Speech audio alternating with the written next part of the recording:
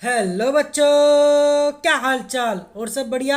आज हम करने वाले हैं सोशल एंड पॉलिटिकल लाइफ का चैप्टर नंबर 2। चैप्टर नंबर 2 क्या कहलाता है हमारा? Understanding secularism. Understanding secularism. Secularism का मतलब बच्चों यहाँ पर धर्म निरपेक्षता से है। इसका हिंदी मतलब है धर्म निरपेक्षता। तो अंडरस्टैंडिंग मतलब समझ। तो धर्म निरपेक्षता की समझ का ये चैप्टर है। आज इसको हम समझेंगे। ठीक है बच्चों, तो पूरी वीडियो में बने रहिएगा, आपको बहुत ही अच्छे तरीके से समझाया जाएगा। ठीक है बच्चों। और हाँ, अगर आपको समझ में आ जाए तो ज़रूर एक सब्सक्राइब भी कर देना। ठीक है बच्चों, तो चलिए स्टार्ट करते हैं। Imagine you yourself as a Hindu और Muslim living in a part of the United State of America where Christians fundamentalism is very powerful. बच्चों यहाँ पर बोला गया है कि कल्पना कीजिए कि आप हिंदू या मुसलमान हैं और अमेरिका के किसी ऐसे भाग में रहते हैं जहां ईसाई कट्टरपंथी बहुत ताकतवर है। कौन सी? क्रिश्चियंस, ईसाई। Suppose that despite being as a US citizen no one is willing to rent their house to you. आप ये मान लीजिए कि अमेरिका अमेरिका का नागरिक होते हुए भी कोई आपको किराए पर मकान नहीं देना चाहता है। How would this make you feel? Would would it not make you feel resentful? अब क्या हुआ कि आपको कैसा लगेगा, आपको कैसा महसूस होगा? क्या आपको गुस्सा नहीं आएगा? What if you decided to complain against this discrimination and were told to go back to India? और अगर आप इस भेदभाव के खिलाफ शिकायत करें और जवाब में आपको कहा जाए कि ये देश तुम्हारा नहीं है, तुम भारत लौट जाओ, तो आपको कैसा लगेगा? तो आपको मतलब would this too not make your feel angry? तो आपको कैसा लगेगा? तो आपको क्या लगेगा? बहुत ही बुरा लगेगा ना, थोड़ा गुस्सा भी आएगा। Your anger could take two forms. First, you might react by saying the Christians should get the same treatment in place where Hindus and Muslims are in a majority. This is a form of retaliation. Or you might take the view that there should be justice for all. You might fight starting to that no one should be discriminated against on ground of their religious practices and belief. This statement rests on the assumption that all forms of domination related to religion should end. This is the essence of secularism. In this chapter, you will read more about what this mean in the Indian context. मतलब बच्चों यहाँ पर क्या बोला कि आपको तो बुरा लगेगा अगर बोल दिया जाए कि आप भारत वापस लौट जाओ, है ना, आप भारत के हो, इंडिया मतलब अमेरिका के नहीं हो, तो आपको बुरा लगेगा।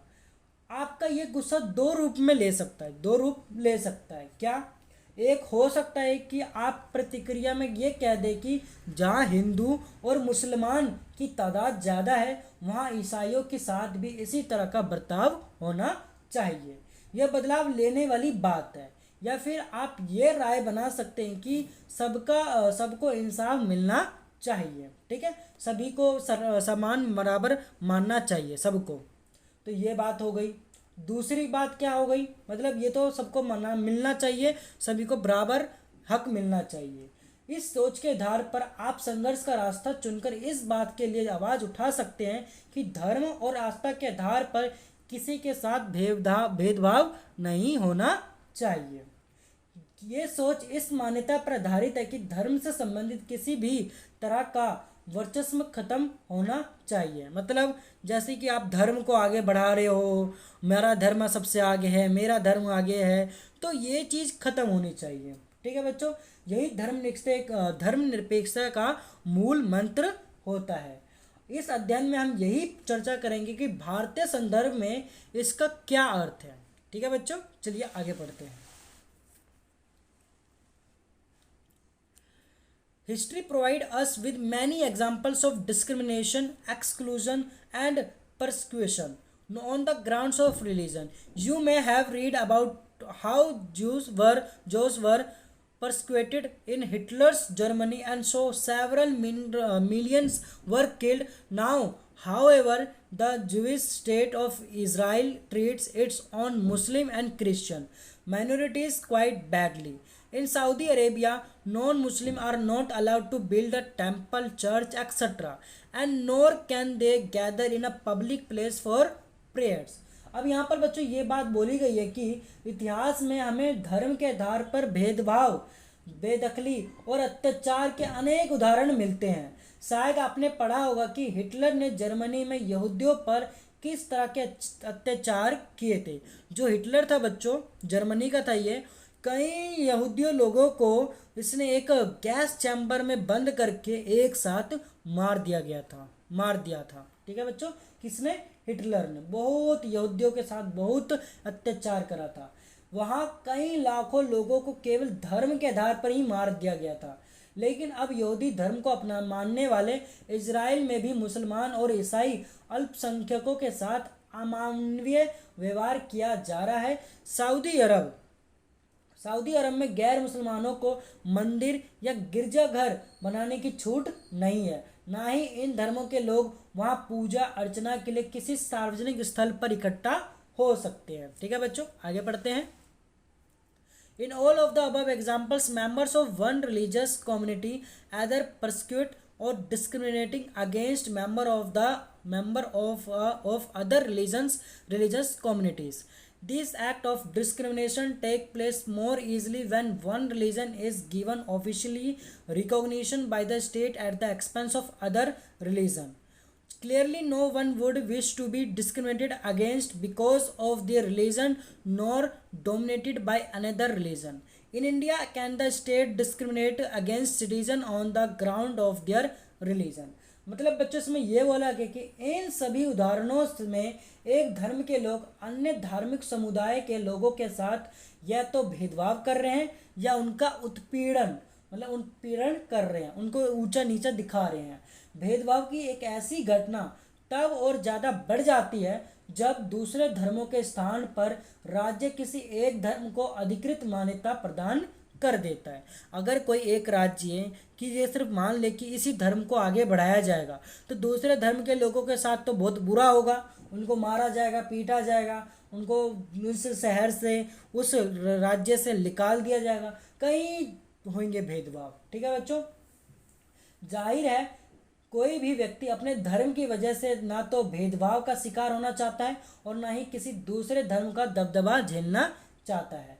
भारत में क्या राज्य धर्म के आधार पर किसी नागरिक के साथ भेदभाव कर सकता है? इसके बारे में पढ़ते हैं। बिल्कुल भारत में ऐसा नहीं होता कि कोई एक राज्य दूसरे धर्म को नीचा दिखाए। ठीक है बच्चों, क्योंकि हमारा जो देश है वो मिक्स्ड है, मतलब सभी धर्म इसमें रहते हैं एक साथ मिलकर। तो आगे पढ़ते हैं। What is a secularism? Secularism का मतलब धर्मनिरपेक्षता। धर्मनिरपेक्षता क्या है? In the previous chapter you read about how the Indian constitution contains fundamental rights that protect us against state power as well as against the tyranny of the majority. The Indian constitution allow individually the freedom to live by their religious belief and practice as they interpret this. In keeping with this idea of religious freedom for all, India also adopted a strategy of separating the power of religion and the power of the state. Secularism referred to this separation of religion from the state. मतलब बच्चों इसमें यह बोला गया कि आप पिछले अध्ययन में आपने पढ़ा कि भारतीय संविधान में मौलिक अधिकार की व्याख्या की गई है, हमने आपको पढ़ाया। अगर आपने वीडियो नहीं देखी तो आप ज़रूर जाके हमारे चैनल में जाके उसकी वीडियो देख सकते हो। ठीक है, हमने मौलिक अधिकारों के बारे में भी समझाया है। तो मैं ये कि अधिकार न केवल राज्य की सत्ता से हमें बचाते हैं बल्कि बहुमत की निरंकुशता से भी हमें रक्षा करते हैं। मतलब किसी की एक संख्या की एक समुदाय के लोगों की संख्या ज़्यादा है और एक समुदाय के लोगों की संख्या कम है, तो जो बड़ी संख्या है छोटे समुदाय के लोगों को दबा नहीं सकती है, उनको मार पीट नहीं सकती है, उनको दबदबा नहीं कर सकती है। ठीक है बच्चों, तो ये चीज़ बताई गई है। तो ये चीज़ हमें फंडामेंटल राइट्स देते हैं, हमें अपने अधिकारों को बचाए रखना। भारतीय संविधान सभी को अपने धार्मिक विश्वासों और तौर तरीकों को अपनाने की पूरी छूट देता है। सबके लिए सम्मान धार्मिक स्वतंत्रता के इस विचार को ध्यान में रखते हुए भारतीय राज्य ने धर्म और राज्य की शक्ति को एक दूसरे से अलग रखने की रणनीति अपनाई है। धर्म को राज्य से अलग रखने की इसी अवधारणा को धर्मनिरपेक्षता कहा जाता है। क्या कहा जाता है बच्चों? धर्मनिरपेक्षता, सेक्युलरिज्म कहा जाता है। आई होप आपको यहाँ तक समझ में आया व्हाट इज अ सेक्युलरिज्म। आज की वीडियो के लिए बस इतना ही रहने देते हैं। अगली वीडियो में हम अगले टॉपिक को समझेंगे। ठीक है बच्चों, अगर आपको यहाँ तक बिल्कुल अच्छे से समझ में आ गया अंडरस्टैंडिंग सेक्युलरिज्म क्या है, तो चैनल को ज़रूर सब्सक्राइब कर देना और इस चैनल को, इस वीडियो को ज़रूर शेयर करना। ठीक है बच्चों, और अपने दोस्तों को भी ज़रूर इस शेयर करना और बोलना कि इस चैनल पर बिल्कुल अच्छे से डीपली समझाया जा रहा है, तो ज़रूर पढ़ने के लिए। ठीक है बच्चों, आज की वीडियो के लिए बस इतना ही। धन्यवाद।